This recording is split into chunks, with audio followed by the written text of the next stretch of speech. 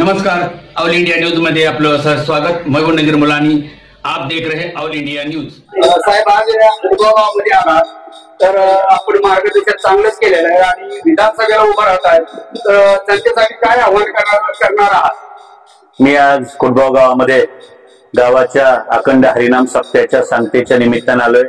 आज इथं भंडाऱ्याचा कार्यक्रम चालू आहे। सगळं गाव एका आनंदामध्ये, सगळं गाव महिला भगिनींसह सगळे तरुण बांधव, गावातले सगळे शेतकरी, सगळे वडीलधारी मंडळी सगळे जमलेत। या भंडाऱ्याचा कार्यक्रम देवाच्या उत्सवाच्या सांगतेचा कार्यक्रम चालू आहे। येणाऱ्या विधानसभेसाठी मी या सगळ्या लोकांना साकडं घातले आणि विनंती केली की विधानसभेच्या इलेक्शनला मी सामोरं जातोय, त्यावेळी मी उभा राहतोय, मला खुडबावकरांनी आशीर्वाद द्यावेत। आणि हे करत असताना गेली सातत्यानं 25 वर्ष मी या लोकांच्या मध्ये आहे। खुडबावच्या 25 लोकांना मी त्यांच्या गरजेच्या वेळी उपयोगी पडलोय।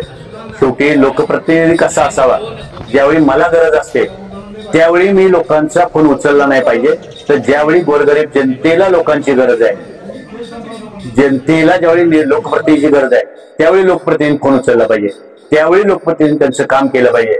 असा लोकप्रतिनिधी या तालुक्यामध्ये नाही, याच्यामध्ये परिवर्तन झालं पाहिजे।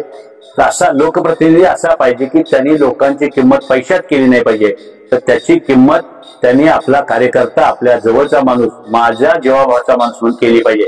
हे करणारा अनिल देसाई याच्या जोरावरती इलेक्शनला सामोरं जातोय, म्हणून मी आशीर्वाद मागितला। आता जे राजकारण चालू आहे पाण्यावरती, जे बी चाललंय आता विधानसभा लढतात ते पाण्याचा मुद्दा घेऊन लढतात, याच्यावर काय बोलणार आहे? अनिल देसाई असा कार्यकर्ता आहे की बाकीचे लोक पाण्याची भाषा आणि पाणी जे दुसऱ्यांच्या कालखंडामध्ये पाण्याच्या योजना सुरू झाल्या त्याच्यावर बोलतायत। साधारण 2003 सालामध्ये मी ज्यावेळी पहिल्यांदा सातारा जिल्ह्यामध्ये बँकेचा 2002-03 ला संचालक झालो, त्यावेळी मी पाण्यासाठी मान खटाव मतदारसंघातल्या जे माझे वडकुटे मिळ गाव आहे त्याच्या परिसरातले 16 गाव आहेत, त्या 16 गावातल्या लोकांना टेंबूचं पाणी मिळावं यासाठी 16 दिवस दहिवडीच्या तहसील कचेरीजवळ बायका पोरं, शाळा बंद करून मुलं, दारातली सगळी जनावरं सगळी घेऊन येऊन बसले होते 16 दिवस। त्याच्यानंतर मी आझाद मैदानापासून ते सिंचन भवन असेल किंबहुना साताऱ्याच्या कलेक्टर ऑफिस इथं सगळीकडे आंदोलन केली आणि याचा परिपाठ म्हणून माझ्या त्या 16 गावांमध्ये 2018 सालामध्ये पिण्याच्या नावाखाली टेंबूचं पाणी आलंय। आणि आज सुद्धा बघितलं आपण कोकणासारखी अवस्था आहे, ज्या गावामध्ये ऊसाचं चिपाड होत नव्हतं त्या गावामध्ये 1000-1500 एकर ऊस हा मागच्या या वर्षी नाही पण त्याच्या मागच्या सीझनला कारखान्यांना गेला आणि टेंबूचं पाणी 16-18 सालातून मी आणून दाखवलं। म्हणजे मी पाण्याची स्वप्न दाखवत नाही, पाणी आणून दाखवलेला अनिल देसाई कार्यकर्ता आहे। आणि मला माहिती आहे ही जी मार्डी परिसर ही जी गाव आहे ही गावं पाण्यातनं वगळलेली गाव आहे आणि कायमस्वरूपी जर या भागाला पाणी द्यायचं असेल तर यांना शाश्वत योजना दिली पाहिजे। प्यायला पाणी हे पाईपलाईन मधून येत असतं, शेतीला पाणी हे मोठ्या प्रमाणात आलं पाहिजे।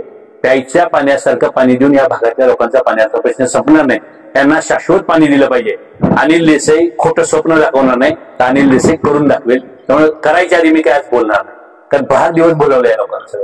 बरं, आपण विधानसभा लढवणार, कुठल्या पक्षातून लढवणार? मी आदरणीय शरदचंद्रजी पवार साहेबांकडे पुरावे मागणार।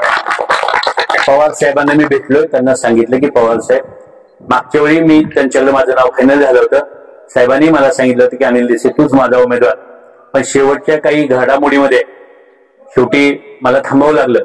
16-17 लोकांनी माझं नाव फायनल केलं होतं, पण थांबावं लागलं। शेवटी लोकांसाठी समाजाची गरज, या मतदारसंघाची गरज म्हणून मी 5 वर्षापूर्वी थांबलो, पण साधारण ती थांबलो ती माझी चूक झाली, कारण त्यावेळी मी जिंकण्यासारखी परिस्थिती असताना थांबलो आणि आम्ही जिंकलो नाही। तर यावेळी साधारण आदरणीय पवार साहेबांकडे तुतारी मागणार आहे आणि मला खात्री आहे की पवार साहेब या मतदारसंघाची निराशा करणार नाही, त्यांच्या मनामध्ये त्यावेळी या मतदारसंघात परिवर्तन झालं पाहिजे। त्यामुळे मला पवार साहेबांच्या तुतारी चिन्ह मिळेल आणि मी तुतारीवरच आमदार झालेलो आहे। ग्रामस्थांना काय आपण आव्हान देणार आहात याच्याबद्दल? खुडबावकरांना मी पहिलं सांगितलं की बाबांनो, मी सातारा जिल्ह्यामध्ये बँकेचा उपाध्यक्ष म्हणून काम करतोय। पहिल्यांदा तुमच्या गावामध्ये, तुमच्या कुटुंबामध्ये 4 पैसे कसे येतील याच्या दृष्टीनं पहिले उद्योगधंदे करा। स्वतःची पहिलं या जगामध्ये स्वतः माणसानं सेल्फ म्हणजे आर्थिक साक्षर असलं पाहिजे आणि ते खुडगावकरांनी व्हावं, यासाठी माझी जी काही मदत लागेल ती मी करायला तयार आहे। याशिवाय लोकप्रतिनिधी म्हणून सुद्धा माझ्याकडून या भागातले काही जे पाण्याचे प्रश्न असतील, या भागातले रस्त्याचे प्रश्न असतील, या भागाचे शाळेचे प्रश्न असतील, आरोग्याचे प्रश्न असतील, जी जी कामं लोकप्रतिनिधीला अपेक्षित असतात। आज सुद्धा बघतोय स्वातंत्र्यानंतर 75 वर्षानंतर गावातला एक माणूस सिंगल फेजची लाईट अजूनही मागतोय, आणि हे आमचं लोकशाहीचं आणि आमच्या सगळ्यांचं फेल्युअर आहे, जे आम्हाला स्वतःला 15 वर्ष मी आमदार आहे आणि मी लय करता करवित आहे म्हणणाऱ्या माणसाचं हे फेल्युअर आहे की गावातल्या लोकांना अजून सिंगल फेजिंगची लाईट मिळत नाही. तर हे कधीच व्हायला पाहिजे. साधारण 10 वर्षापूर्वी सिंगल फेजिंग सगळ्या वाड्यावर पोहोचले तालुक्यात. मग ज्याला पोचलं नाही त्या शेवटच्या टोकाच्या माणसापर्यंत सगळी मदत पोहोचवायचं का मान्य दिसत. ओके, धन्यवाद. थँक्यू.